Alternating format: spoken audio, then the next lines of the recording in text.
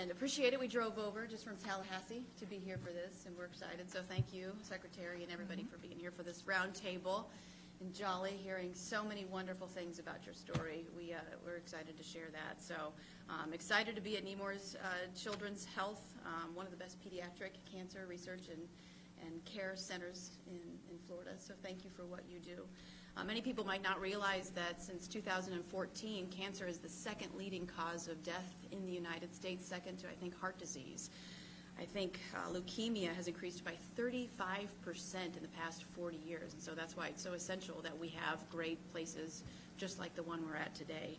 But in Florida, we really want to be part of creating the solution with the great cancer centers that we have across the state. It's the collaborative work of these centers that really makes a huge difference. So 36 states only have at least one National Cancer Institute.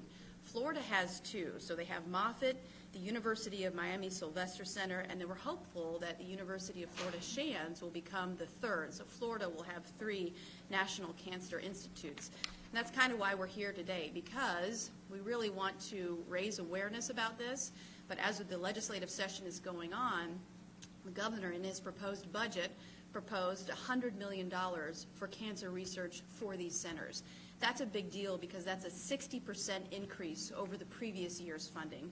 And we believe that that would not only set Florida apart, but obviously it would lead to a lot of innovation, a lot of research, and a lot of care for a lot of families who unfortunately have been touched by cancer.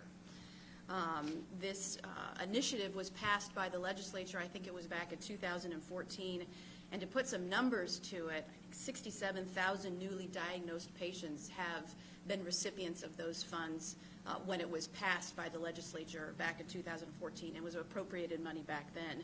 I think there's been 75 collaborative publications that have come out of shared research. So again, this is something that touches the state and really the nation as a whole. So personally for me, I think everybody now can say that really you know somebody who's been touched by cancer at one point in time. I just went through my last chemo treatment. I feel great. I'm very blessed to be here and very blessed to be here to advocate for the governor's $100 million initiative to get cancer funding and care in the state of Florida.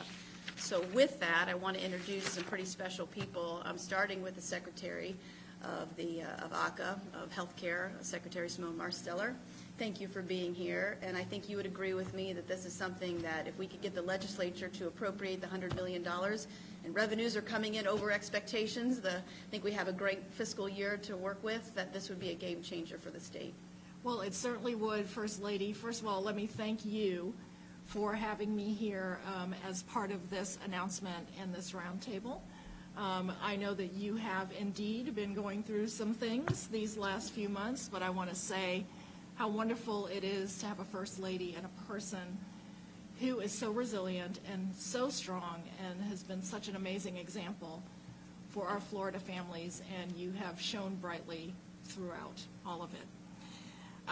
Yes, $100 million for cancer research in the state of Florida would be amazing.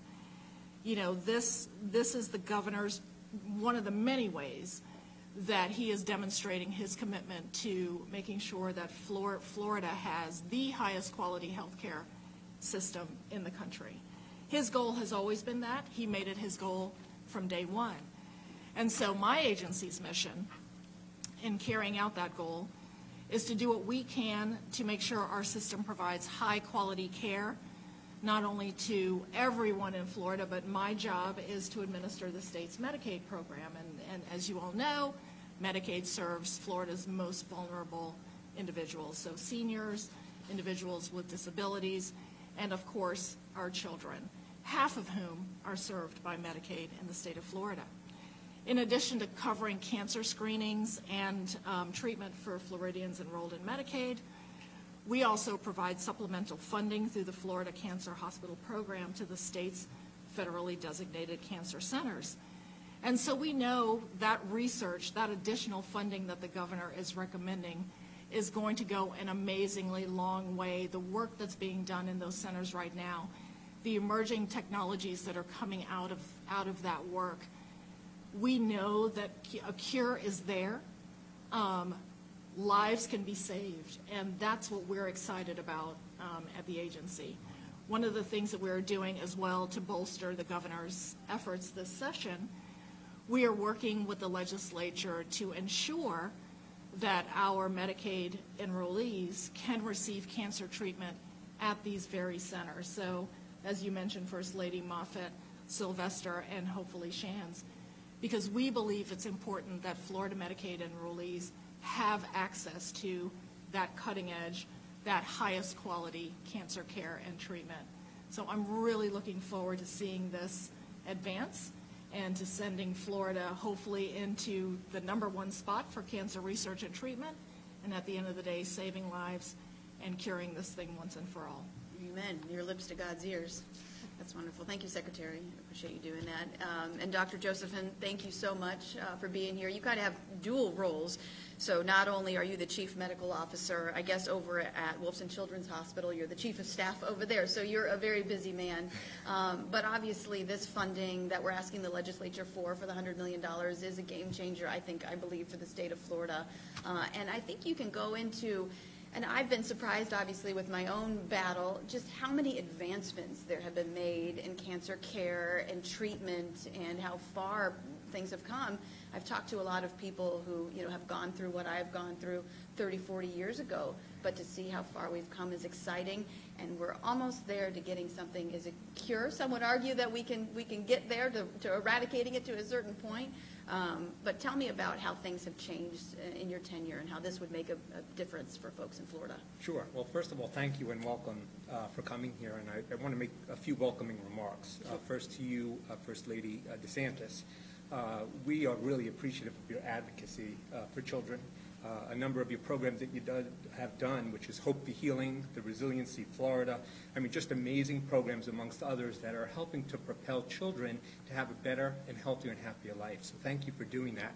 And that is along with our vision in Nemours, where we want to create the healthiest generations of children moving forward. We believe that we need to be more in the community, because only about 5 to 10% of their illnesses or their life happens in the hospital when they get sick. But 90% of their life is spent in their schools, in their community, at home. And we want to be well beyond medicine.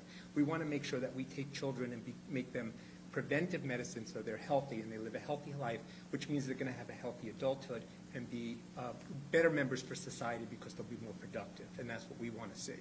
So thank you for the work that you're doing with that. We also want to thank you, Secretary Mostow. Doctor's good. Doctor's good. Thank you. We want to thank you for coming and welcoming being here, and we really appreciate the work that you're doing to propel quality and safety in healthcare and trying to lead Florida to be #1 in quality and safety.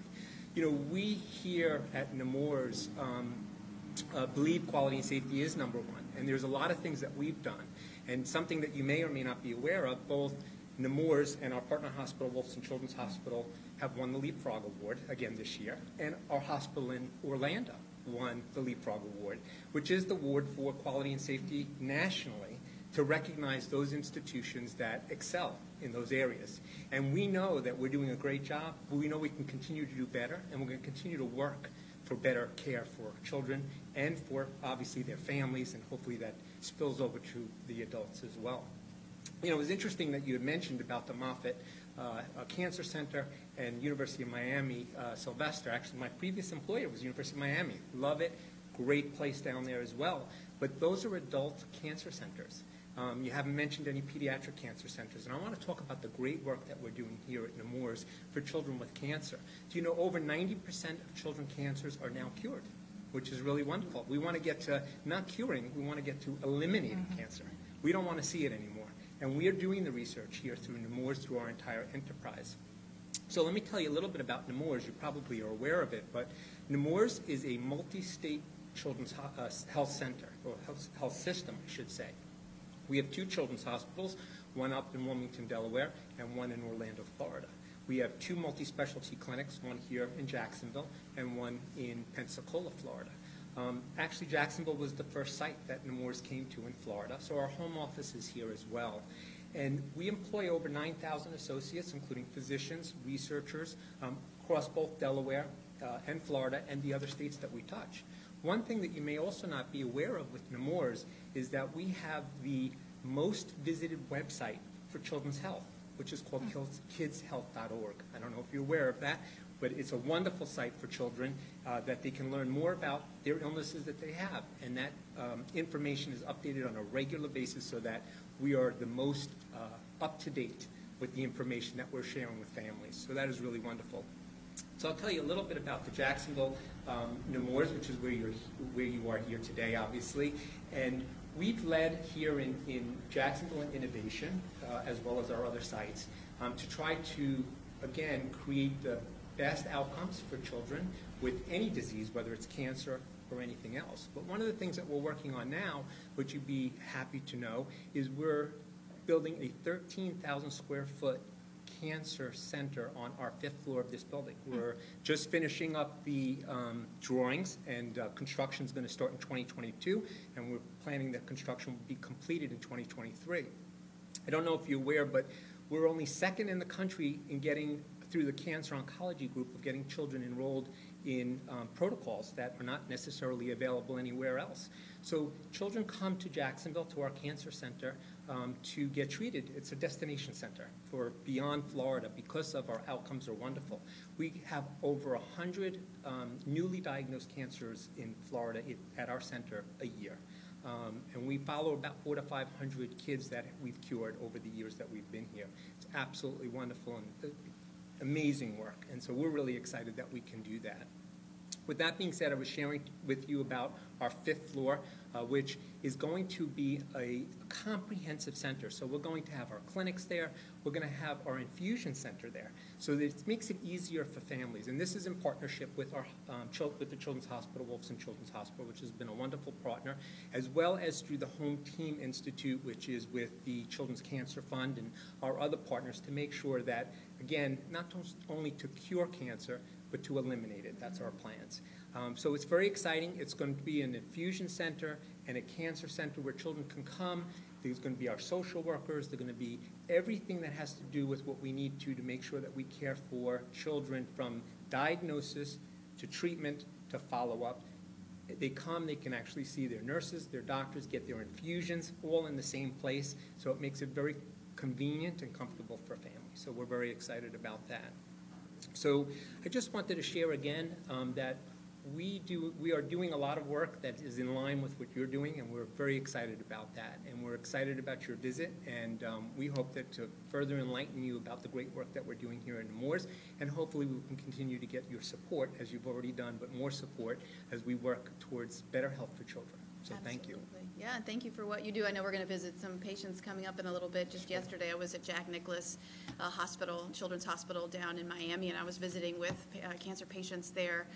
These kids are just incredible. They're so resilient. They give so much hope.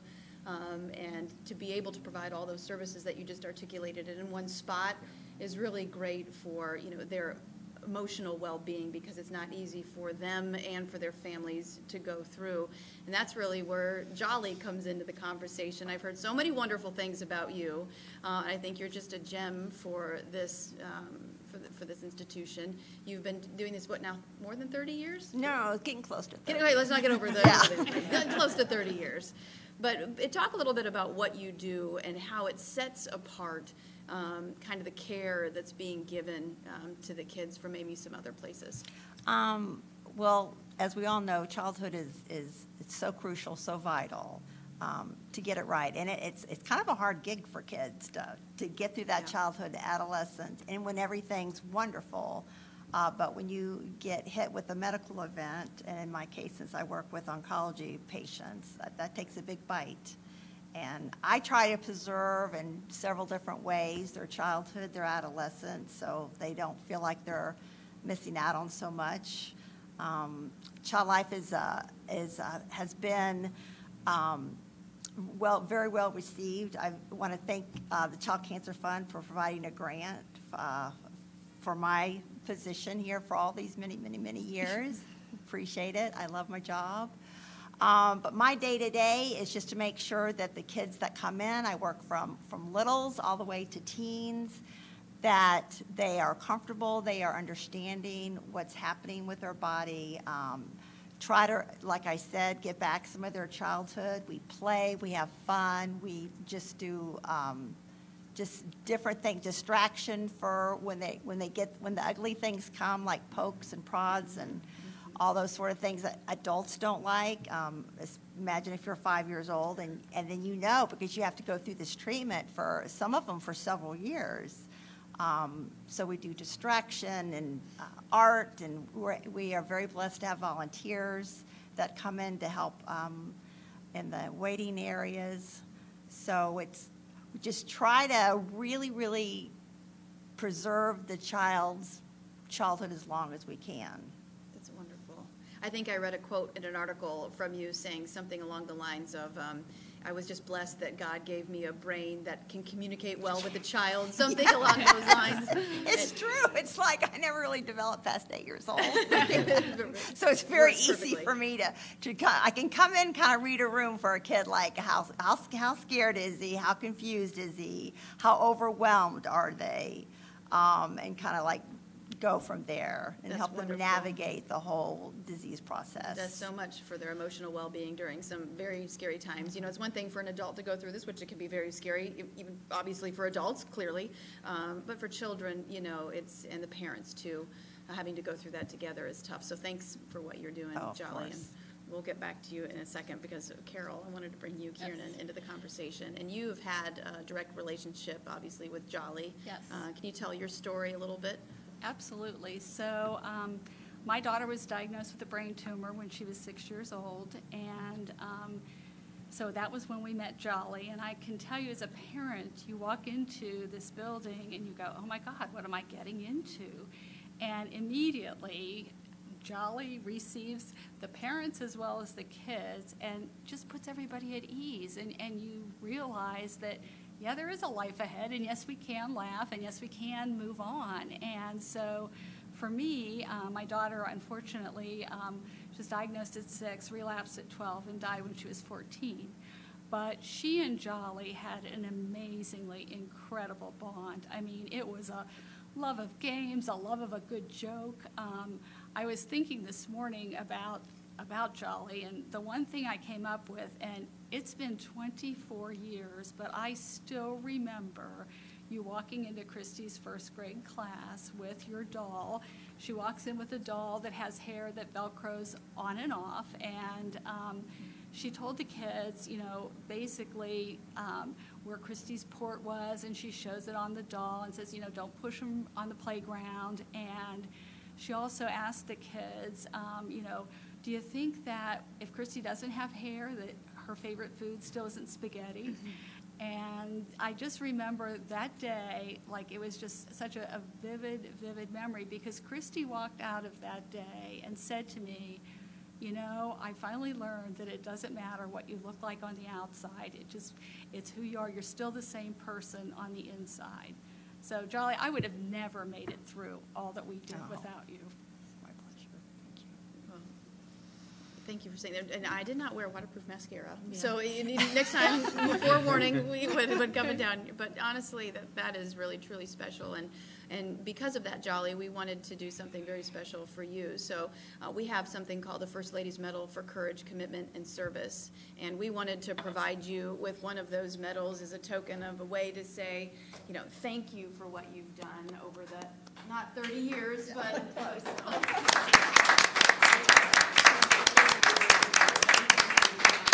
It really is very special what you've done.